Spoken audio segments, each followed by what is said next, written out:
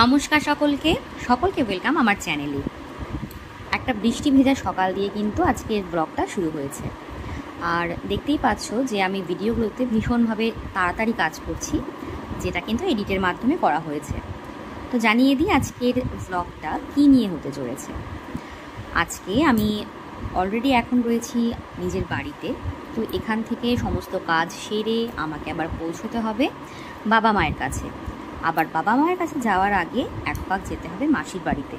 তাহলে বুঝতেই পারছো সারাদিন মিলিয়ে পুরোই ব্যস্ততা।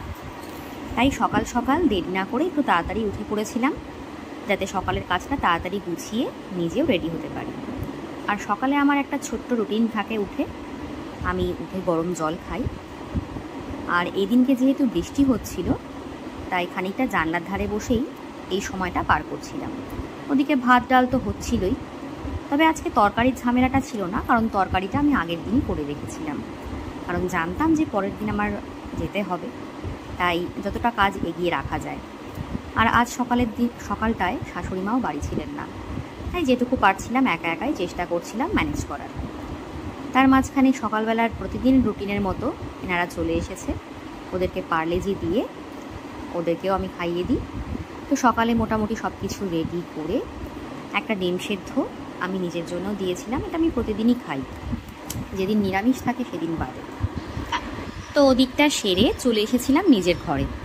তো আমি কিছুই প্যাকিং করে রেখেছিলাম না, আমি জানি না কেন আমি এটা প্রতিবারই করে ফেলি। আগের দিন কিছুই প্যাকিং করি না, যাওয়ার দিন সকালেই ম্যাক্সিমাম করি। তো 10 দিনের মধ্যে 8 দিন এরকমই হয়। এটা খুবই বাজে হ্যাবিট, তোমরা কিন্তু এটা ফলো করবে না। তো যাই হোক, আমি বেশি কিছু নিয়ে যাই না। ভাইয়ের বিয়ে হওয়াতে আমার একটা দারুণ সুবিধা হয়েছে। ওই একদম গিয়ে বাইরে বেরোনোর যেটুকু পোশাক না নিলেই নয় সেটুকু নিই। আর সাজগোজের জিনিস মোটামুটি আমার ভাইয়ের বউয়ের থেকেই আমার ম্যানেজ হয়ে যায়। আর তাছাড়া বাড়ি পরার জামাটা বা ওখানে রাখাই থাকে। তো মানে ভাইয়ের বিয়েটা হয়ে মোটামুটি আমার অর্ধেক বোঝা কমে গেছে আর কি। তবুও কিছু জিনিস নিতে হচ্ছিলই, কারণ যেহেতু এবার একটু গিয়ে বেরোনো ছিল, মাসির বাড়ি যাওয়া ছিল, টুকটাক বেরোনো ছিল। তো সেগুলোই আর কি সিলেক্ট করছিলাম যে কী নেবো না নেবো। তো মোটামুটি সব কিছু ভাঁজ টাজ করাই থাকে সামনের ওপরে। আমি জাস্ট ভেবেচিন্তে নিয়ে নিই যে কী নেবো আর কী নেবো না। তো এবারে খুব বেশি দিনের জন্য যাচ্ছিলাম না, মেনলি নেমন্তন্ন রক্ষা করার জন্যই যাওয়ার ছিল। তার মধ্যে আমার ভাইও বাড়ি ছিল না, ভাইয়ের বউকে নিয়ে যাওয়ার দায়িত্বটাও আমার উপরে ছিল, কারণ মা বাবাকে নিয়ে এই গরমে যাবে না, এটা বলেই দিয়েছিল। তো যাই হোক, আমার মোটামুটি প্যাকিং ডান। তারপর আমি ফাইনালি বৃষ্টি মাথায় নিয়ে বেরিয়ে পড়লাম। এবার বেরিয়ে পড়ার নেই, যেতে হবে বাবা মায়ের কাছে। তার আগে মাসির বাড়ি যেতে হবে, ওখানে একটা ইম্পর্ট্যান্ট কাজ আছে। তো এখন বৃষ্টি মোটামুটি ঝিরিঝিরি পড়ছে, দেখা যাক আবার রাস্তায় গিয়ে কি হয়। এখানে আবার বেশি বৃষ্টি হলে, হাওয়া হলে খেয়া বন্ধ হয়ে যায়। চলো দেখি কি হয়। তো আমি হেঁটেই এগোচ্ছিলাম। লাকিলি আমাকে এদিন বেশিক্ষণ হাঁটতে হয়নি, আমি খুব তাড়াতাড়ি টোটো পেয়ে গিয়েছিলাম। তারপর আর কি, খেয়া পার হওয়া। এদিন কিন্তু বৃষ্টিতে নদীর চেহারাটাই অন্যরকম হয়ে গিয়েছিল। ভালোও লাগছিল, আবার ভয়ও লাগছিল, কারণ বলা যায় না, জলপথ একটা মানে ভয় ভয় থাকেই। তো চলো নদী পার করি।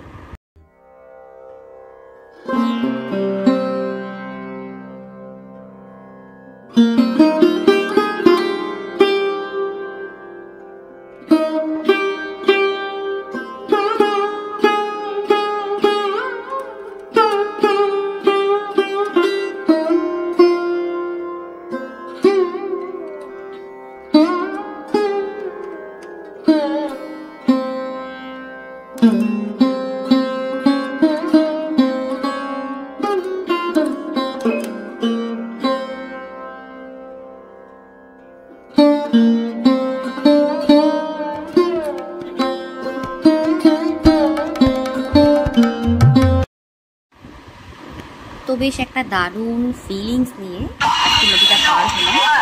তো স্টেশনে পৌঁছে চা একদম ম্যান্ডেটরি ছিল, কারণ এই ওয়েদারে চা না খেলে থাকুক পারত। তো খালি পেটে চা বিস্কিট দুটোই খেয়ে নিয়েছিলাম। তো চলো এবার ট্রেন নিয়ে আমরা পৌঁছে যাই।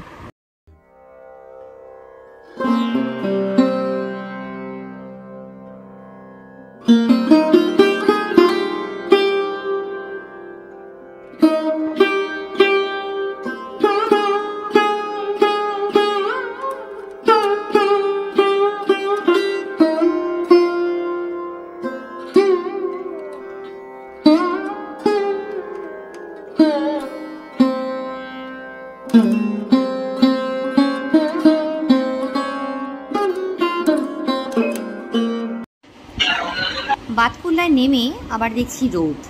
তো এদিনকে টোটো পেতেও আমার খুব একটা ঝামেলা হয়নি আর কি, খুব তাড়াতাড়ি টোটো পেয়ে গিয়েছিলাম। তো প্রথমে যাচ্ছিলাম মাসির বাড়ি, ওখানে কিছু কাজ ছিল, প্লাস মাসির জন্য একটু বাজারেও যেতে হতো। একটা ছোট্ট গল্প বলি, এই যে ব্রিজটা, এই জায়গাটা দিয়ে আমি পুরো নিচ অব্দি পড়ে গিয়েছিলাম। এই ব্রিজটা আগে কাঠের ব্রিজ ছিল যখন আমরা স্কুলে পড়তাম, আর এরকম একটা পজিশনে আমার মামার ছেলেও পড়ে গিয়েছিল। মানে বুঝতে পারছো কতটা ভয়ানক ছিল। তা সে এই দুপুরবেলা মানুষ ব্যাট নিয়ে কি করে বাইরে, এই ভর দুপুরে?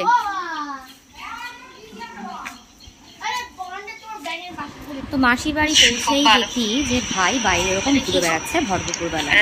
এখন ওর স্কুল ছুটি, সো এখনো একদম সেই কি বলবো বাঁধাগতি ছাড়া পেলে যা হয় আর কি। তো মাসির বাড়িতে দুপুরবেলা লাঞ্চ ছিল, চিংড়ি মাছ, বড় মাছ, ডিম, চাটনি, সাথে 5 মিশালি তরকারি, আবার ডাল, অনেক অনেক কিছু।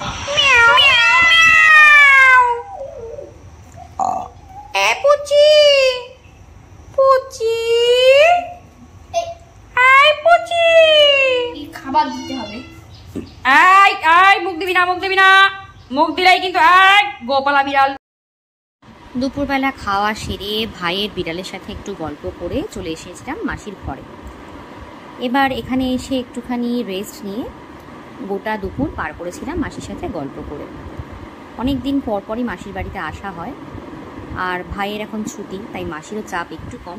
তো মাসি আবার মাঝখানে এই ড্রিঙ্কস দিয়ে গিয়েছিল সন্ধ্যাবেলা, তো সেই সন্ধ্যাবেলা আবার এই ড্রিঙ্কস একটু খেলাম। তো এরপরে আর দেরি না করে রেডি হয়ে বেরিয়ে পড়েছিলাম আমি আর মাসি বাজারের উদ্দেশ্যে। তো ওদের ওখান থেকে বেরিয়েই টোটো পেয়ে গিয়েছিলাম। বাতকুল্লায় আমাদের এদিক থেকে ওদিক যেতে টোটোটা খুব ইজিলি পাওয়া যায়। তো এই দিনকে দুপুরবেলা মাসির বাড়ি গিয়ে জানতে পারি যে সন্ধ্যাবেলা আমাদের বাড়িতে আমাদের প্রিয়ার বাবা মা বোনেরা আসবে ষষ্ঠীর নেমন্তন্ন করতে। তো যাই হোক, ওনারা সবাই এসেছিলেন, গল্প টল্প হলো, সবাই মিলে একসাথে খাইনি, মানে ওনারা আগে খেয়েছিলেন, আমরা পরে খেয়েছি। এদিকে মা ওনার বিয়ান সবার সাথেই বেশ আনন্দে ছিল। খেয়ে যা খেয়ে যা রে,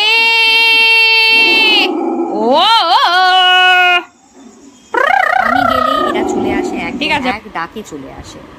তো যাই হোক, সকলের সাথে সারাদিন দারুণ একটা দিন কাটিয়ে ফাইনালি এবার আমি আর প্রিয়া ওর বাবা মা বোনেদের এগোতে যাচ্ছিলাম। ওনাদেরকে অনেকবার রিকোয়েস্ট করলাম থাকতে, বাট ওনারা থাকলেন না। তো চলো আজকের ভিডিওটা এখানেই শেষ করছি, আবার দেখা হবে নেক্সট দিন নতুন ভিডিওতে। অবশ্যই চ্যানেলটিকে কিন্তু লাইক কমেন্ট শেয়ার করে